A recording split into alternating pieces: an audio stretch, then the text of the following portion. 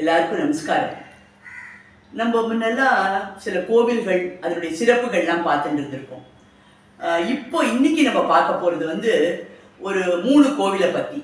அது 2 கோவில் கிட்டத்தட்ட நம்ம என்ன சொல்லலாம், ஒரு ட்வின் அப்படின்னு சொல்லலாம். வெளியூரில் அந்த மாதிரி இருக்கிற கோவிலுடைய இன்னொன்று வேர்ஷன் அப்படின்னு கூட சொல்லிக்கலாம். கொரட்டூரில் ஜம்புகேஸ்வரர் கோவில் இருக்கு.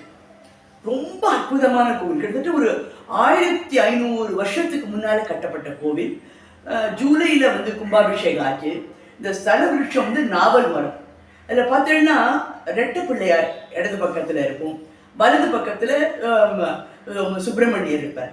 அம்பாள் அகிலாண்டேஸ்வரி பக்கத்தில் பைரவர் இருக்கார். அதுக்கப்புறம் நால்வர், சூரிய பகவான். அண்ட் வெளியிலையும் பார்த்தீங்கன்னாக்கா உங்களுக்கு நாகலிங்க மரம் இருக்கு. அப்புறம் அந்த மகாபில்வம்னு சொல்லுவோம், 7 இலைகள் அந்த மாதிரி. நந்தவனமெல்லாம் ரொம்ப நல்லா அப்படியே அழகாக பண்ணியிருக்கா. ஸோ இத்தனை பழைய கோவில், அது கும்பாபிஷேகமும் ஆயிருக்கு, நல்லா மெயின்டைன் ஆயிருக்கு. ஸோ இது திருவானைக்காவில் நம்ம ஜம்புகேஸ்வரருடைய இன்னொரு என்ன சொல்றது, நம்ம அங்கே போக முடியாதவா இங்கே போய் பார்க்கலாம். ஸோ இதுவும் அந்த பஞ்சஸ்தலத்தில் ஒரு ஸ்தலமாக நம்மளுக்கு கருதப்படுற கோவில். ரொம்ப சிறப்பான கோவில். எங்களுக்கு அங்கே பெரியவா மூலமாக நாங்கள் அங்கே போய் பாராயணம் பண்ணுற பாக்கியம் எங்களுக்கு கிடைச்சிது. அடுத்தது நம்மளுக்கு பவழக்கார தெருன்னு ஜார்ஜ் டவுனில் இருக்கு. அங்கே காளஹஸ்தீஸ்வரர் கோவில். ஸோ இதுவும் இப்போ நான் சொன்ன மாதிரி ட்வின்னுங்க. ஸ்ரீகாளஹஸ்தியில் எப்படி காளஹஸ்தீஸ்வரர், அதே மாதிரி தான் இது. ஞான பிரசன்னாம்பிகா அம்பாளோட பேர். இதுவும் பல ஆயிரங்கள் கிட்டத்தட்ட. அங்கே ஒரு கல்வெட்டில் 1926 அதில் ஏதோ சம்பவங்கள் அங்கே பண்ண அப்படிங்கிறத பற்றி எழுதின மாதிரி போட்டிருக்கு. அப்போது கிட்டத்தட்ட பார்த்தீங்கன்னா 100 வருஷம். ஸோ அதுக்கும் முன்னால இந்த கோவில் இருக்கு.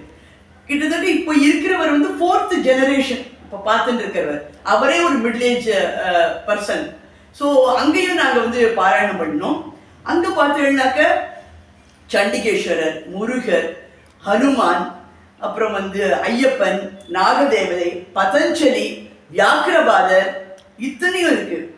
அதே மாதிரி இந்த அம்பாள் ரொம்ப ஒரு கருணை வடிவம். என்னன்னா தாயார் ஸ்வரூபம்னு நம்ம சொல்றோம் இல்லையா. ஸோ குழந்தை பிறக்கணும் அப்படிங்கிறவா இங்கே வேண்டிண்டானாக்க அங்கே அவளுக்கு பூர்த்தியாகுது அவளுடைய விண்ணப்பம் அப்படின்னு ஒரு ஐதீகம் இருக்கு. அதனால நிறைய பேர் அந்த வேண்டிட்டு அவளுடைய பிரார்த்தனை நிறைவேறதாகவும் சொல்றா. ஸோ இது ஸ்ரீகாளஹஸ்திக்கு ஈக்குவலண்ட் இந்த கோவில். அடுத்தது நம்ம அர்மீனியம் ஸ்ட்ரீட். அங்கே கச்சபேஸ்வரர், அது கச்சாலீஸ்வரர்னு சொல்லுவா. நம்ம காஞ்சிபுரத்தில் இருக்கு கச்சபேஸ்வரருடைய இது ட்வின் அப்படின்னு சொல்லலாம் இந்த கோவிலை. இது சௌந்தராம்பிகாங்கிறது இந்த அம்பாள். இது என்னன்னா, இது ஆக்சுவலாக ஒரு செட்டியார் கட்டினதா சொல்றான். 1725 ஒரு கப்பல், செட்டியார் கப்பல். அவ கலவை செட்டியார்னு அவருக்கு ஏதோ இது மாதிரி சிவலிங்கம் கட்டணும் அப்படின்னு சொல்லிட்டு பண்ணி 3 வருஷம் தொடர்ந்து அவ அதுக்காக பணி பண்ணி 1728 முதல் கும்பாபிஷேகம் ஆயிருக்கு. இதுல பார்த்தீங்கன்னாக்க மூலவர் லிங்க சுரூபம் 5 வாகனம் இருக்கும். அது நம்மளுக்கு எல்லாருக்குமே தெரியும் இல்லையா. இந்த அமிர்தம் கடையறதுக்கு வந்தப்போ அப்போ அந்த மேரும் அந்த மலையை கொஞ்சம் ஒசத்துறதுக்காக மகாவிஷ்ணு ஆமை ரூபத்துல அதை அப்படி தூக்கினார்.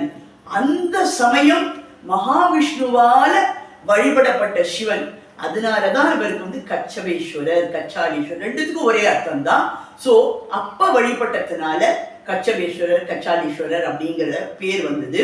ஸோ இந்த வாகனங்கள் பார்த்தீங்கன்னா உங்களுக்கு முதல்ல இப்படியே ஆமைன்னு நம்ம பார்த்தோம் இல்லையா. ஆமை, நாகம், அதுக்கப்புறம் சிம்ஹம், அப்புறம் யுகா, அதுக்கப்புறம் பத்மம். ஸோ இங்க முன்பக்கத்துல இப்படி லிங்க வடிவத்துல இத்தனை 5 வாகனத்துக்கு மேல அவர் நம்ம பார்க்கிறோம்.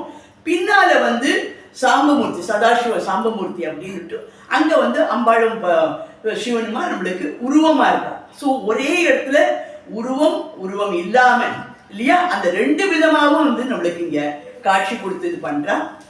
இங்கேயும் ஏதோ கிரக கோளாறுகள் வரும்போது அதுக்கு இங்கே நிவர்த்தி பண்ணிக்கலாம், பூஜை பண்ணி. இன்னொன்று என்னன்னா, வெளியில வந்து ஐயப்பனுக்கு ஒரு சன்னிதானம், அதுக்கு வந்து ஒரு நிகழ்வு சொல்றா. நம்மளுக்கு வந்து அந்த முதல்ல அந்த ஐயப்பன் கோவில் கொஞ்சம் எரிஞ்சப்போ என்ன ஆச்சு, அந்த ஐயப்பனுடைய உருவத்தை எடுத்துட்டு வந்து இவா இங்க கொஞ்சம் டெம்பரரியா வைக்கிறேன். அந்த ஒரு இடம் இப்ப எங்க இருக்கும் அந்த இடத்துல வச்சிருக்கான். அப்ப என்ன ஆயிடுறது, ஒரு 3 நாள் பூஜைக்கு அப்புறம் திருப்பி இது பண்ணலான்னாக்க லேஸ்ல அதை எடுக்க வரல.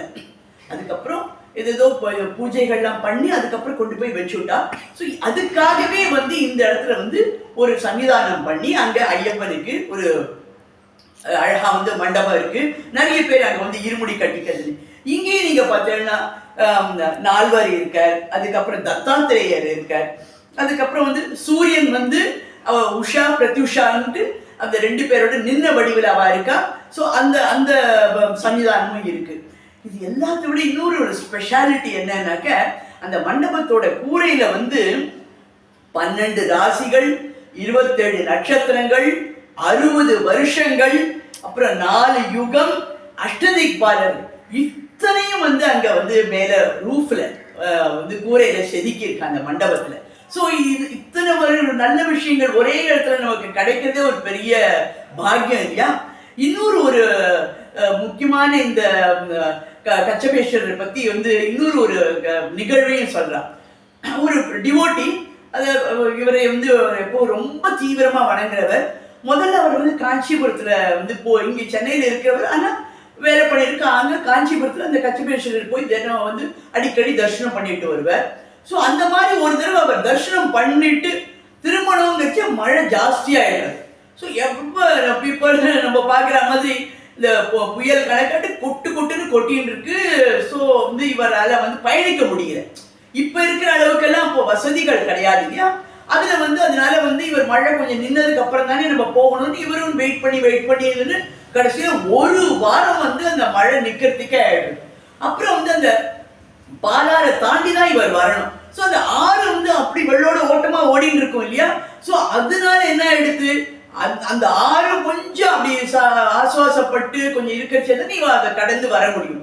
அதுக்கு இன்னொரு 1 வாரம் ஆயிடுச்சு. அப்படி இப்படியும் 2 வாரம் ஆயிடுச்சு. இவருக்கு வந்து நிறைய இங்க வந்து வேலைகள் பெண்டிங்ல வச்சுட்டு வந்திருக்கோமே, நம்மளுக்கு என்ன வந்து ஆகுமோ அப்படின்னு ஒரு பயந்துட்டே இவர் வர வந்து அந்த இவர் வேலையை பண்ற இடத்துக்கு போய் பார்த்தா எல்லா வேலையும் பக்காவா ஆயிருக்கு. என்னடான்னு பார்த்தானாக்க, தன்னோட டிவோட்டிக்காக அவருடைய சொரூபத்தை எடுத்துண்டு அனானப்பட்ட அந்த கச்சபேஸ்வரர் அங்க வந்து அந்த பெண்டிங் வேலையெல்லாம் பண்ணி முடிச்சு கொடுத்துருக்கார். ஸோ அதை பார்த்தது இவருக்கு அப்படி உருகி போயிட்டார். ஸோ இவ்வளவு சக்தி வாய்ந்தவர் அந்த கச்சபேஸ்வரர்.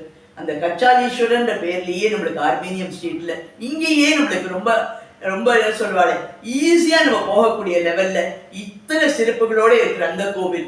ஆக இந்த நல்ல நல்ல சிறப்புகள், இத்தனை பழமையான கோவில்கள் நம்ம ஊர்லயே இருக்குங்கிறது நம்ம தெரிஞ்சுட்டு அங்க போய் தரிசனம் பண்ணி அந்த பாசிட்டிவிட்டியை நம்ம எல்லாரும் அடையணும்னு பிரார்த்தனை பண்ணிக்கிறோம். ஜெய் ஜெய் சங்கர, ஹர ஹர சங்கர.